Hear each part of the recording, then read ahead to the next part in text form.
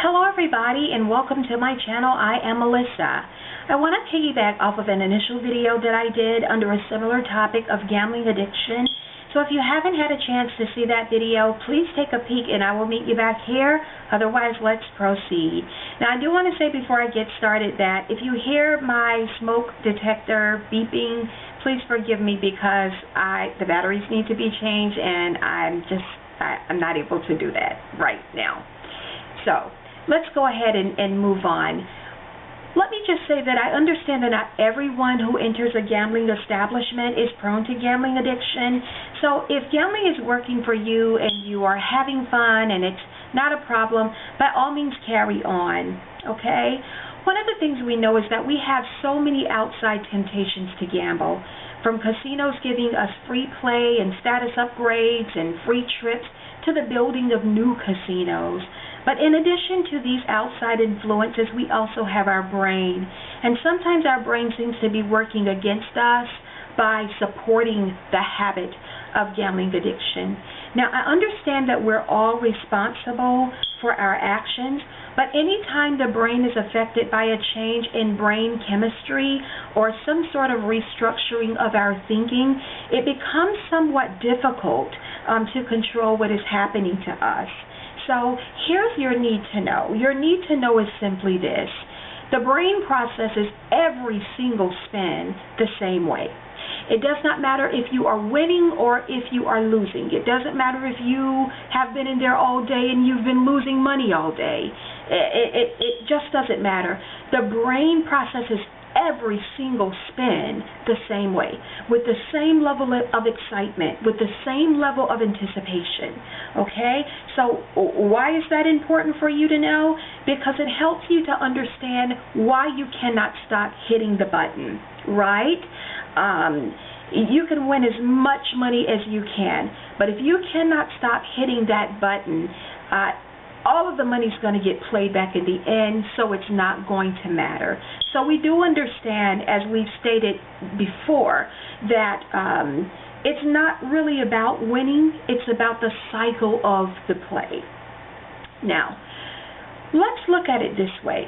If your brain gave you a signal or a warning that this activity is potentially harmful or destructive, you would probably be able to either stop playing altogether or control the play. However, once you become addicted to gambling, the message that the brain gives is supported by the reward system, and it is a message that identifies your behavior as being potentially rewarding.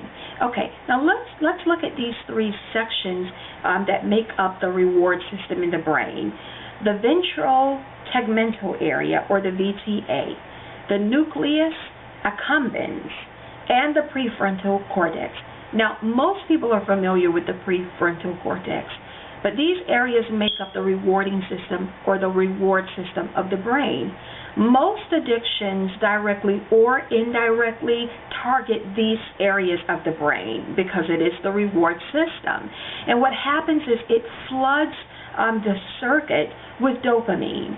Dopamine, we know, is the neurotransmitter, and it's present in different regions of the brain, but particularly this area which regulates movement, emotion, motivation, and feelings of pleasure, right? So this is the part of the brain that tends to aid in addiction. We also know that gambling addiction is, in fact, a progressive disorder. You can go from being a problem gambler to a compulsive gambler to a pathological gambler. I'll talk more about those three types of gamblers in a future video. But I will say this. If you start out with a problem that you cannot resolve, it can get bigger and bigger. So for those of you who may not be sure if you are suffering from addiction with gambling, please be mindful of that. If you wait too late to seek help, your problem can get bigger and you can progress into a much bigger gambler. So we know how the brain aids in addiction through its reward system. One study actually found that there is a release of dopamine up to 6 times higher than normal That's very significant. Because the research also supports that this is what makes gambling addiction parallel to substance abuse. Also experiencing withdrawals, cravings, urges, all of those things that are similar to substance abuse. But here's the thing. This didn't just happen to us. A part of our actions and our behaviors, I think, created it, helped to create it. But this is good news because it means that if we created it through our actions and our habits, that we can do something about it. We can make some sort of change. So let's talk a little bit about the mind. What we know is that we are all slaves to our mind. It doesn't matter who we are. We follow our mind. Whether it tells us to do something good or bad, we have to follow it. We have nowhere else to go. This video that I'm doing for you right now is courtesy of the mind. The mind tells me what to say, and I say it, and that's just how it goes.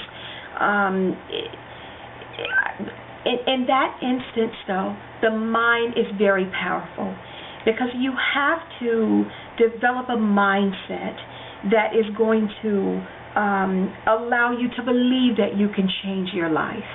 It all starts in the mind, the way that we think, the way that we view what is possible for ourselves, the change that is possible for us to have in our lives. It all begins in the mind. If you look around yourself right now, look at anything. It could be a remote control, a tube of lipstick, a piece of Kleenex tissue, a lamp.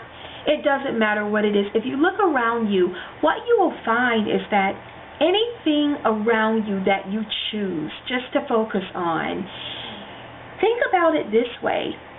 It had to first be created in someone's mind, right? First, they developed this idea in their mind, and then they decided to test it, work it, see how it was going to work out, and just allow this thing to come to fruition, you know. But it had to be thought of in the mind first. It had to be developed in the mind first before it could actually be made and reach its full potential to be used.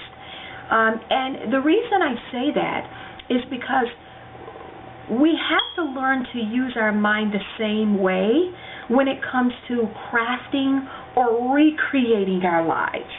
We have to first think about the life that we want to have. And we get that in our mindset. And we think on that. And we believe that we can have it. And then we take steps to work towards creating it. Right? So we know that we must change the way that we think. But we have to not only change the way that we think, we have to support the way that we think with new habits and new actions, right? We have acknowledged what has happened. We have accepted what has happened. And now it's time for us to take action to change what has happened. So here is your action. Ask yourself what kind of life you want to live. Now, if you keep telling yourself that you don't want to gamble anymore, but you keep going to the casino, that indicates that there is a disalignment between your actions, your habits, and your thinking. So you want to bring all of those things together. And I mentioned this to someone else before. One of the things that you have to do first, the very first step, is to believe that you can change. It does not matter how long you've been involved in the cycle of your addiction. You have to believe that you can change. Some people have been gambling for many, many years, but that does not matter. The mind is powerful enough to believe that we can change, and we can use our actions and habits to make that change. So let me just say this also. One of the things that you can do, or another way that you can actually take action, is list the things that you used to do, that you used to love to do before your gambling started, if you can remember them. If those things are no longer available to you, make a list of new things that you want to try, right? We're human beings. We're alive. We have desires. We have wants. We always want to try new things. So I can't believe that there's nothing new that you wouldn't want to try. So if you can't, if the previous things are no longer available to you, list a bunch of new things that you want to try. You need to begin immediately replacing some of your casino visits with some of these new actions and these new activities. You have to immediately start replacing them. Don't wait, because what's going to happen is you're going to become no longer interested in those things. But you have to jump on that, okay? So when you come up with these ideas and these new things that you want to try, just go ahead and begin replacing some of your casino visits with those new things. Now, I know it's going to feel weird. It's going to feel funny. It's going to feel like those things are boring and that they aren't exciting. But remember, the brain chemistry and the restructuring of your thinking and that reward system has you feeling like the only thing that's exciting to you is the gambling. But that's not true. We got to change the habits and the actions to support the new thinking. Okay? And remember, you must create these new habits and these actions to support that new thinking. You can't just think.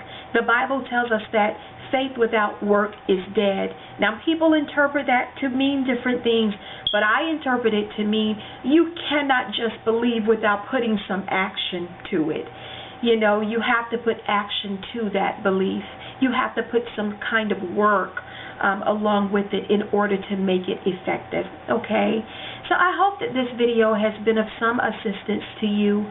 I hope that it has left you with some message of hope that you can change your life and no longer be addicted to gambling. I hope that it has assisted you in some way.